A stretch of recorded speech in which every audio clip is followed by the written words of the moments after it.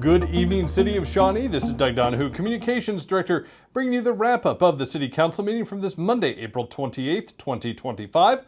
Unfortunately, Councilmember Angela Steens was absent this evening, so votes are based on the 7 council members who were in attendance. Public comment lasted from 6:03 to 6:07 p.m., and Mayor Mickey Sandifer proclaimed this evening, April 28th, 2025, as Joe Walker Day, honoring the passing of the founder of Old Shawnee Pizza in front of an audience of Walker's family and friends.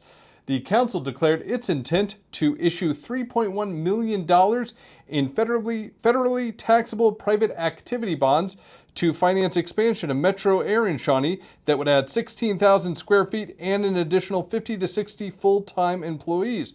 The motion passed on a 7-0 vote. Staff also presented the council with the final plans for the emergency storm pipe repair and replacement for the stormwater pipe at 60th Street and Monticello, immediately next to Mill Valley High School. The project will take place during summer vacation to limit the impact to the school.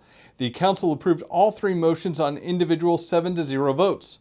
The ball is rolling on the improvements and renovations to Garrett Park. The Parks and Recreation Department brought forward a contract with Sands Construction for the overall construction project, along with 4 independent contract agreements for the work, including the installation of new pickleball courts. Construction will start no later than June 1st and hit substantial completion by December 2025. The council approved all contracts on a single 7-0 vote. The council also approved the contract to renovate the city's facilities and IT building on a 7-0 vote. And during council committee, Police Chief Sam Larson provided the council with a look at the 2024 year in review for the Shawnee Police Department. Chief Larson provided a look at the basic crime stats in 2024 compared to the previous 3 years, along with numbers for the department's 3 divisions. The Patrol Division responded to more than 24,000 citizen calls for service, while officers initiated almost 22,000 responses and issued more than 10,000 citations. The Support Services Divisions, including the department's dispatch center, who answered more than 20,000 911 calls, while detectives were assigned to more than 3,000 cases. And in the Administration Division, the department made changes to 23 internal policies thanks to the ongoing CALIA policy review, while officers received more than 10,000 hours in training.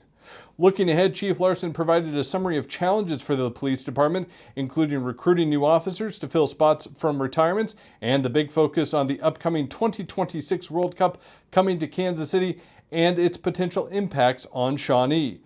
To address those challenges, the department highlighted future leadership training along with a 5-year strategic plan and continued staffing growth for Shawnee's increasing population. To kick off the start of the 2026 budget process, Finance Director Sean Rocco provided a financial review of 2024. While general fund revenue grew 5.3%, spending grew 6.7% in that same year.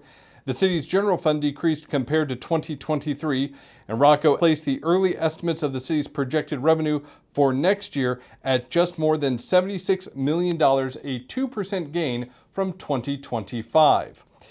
And finally, staff provided a complete look at the upcoming capital improvement program for the 2026 to 2035 time period. The proposed plan for 2026 includes 4 stormwater projects in partnership with Johnson County, the replacement of the pool deck at Thomas Stewart Aquatic Center, and the rehab of Midland Drive between Shawnee Mission Parkway and Renner.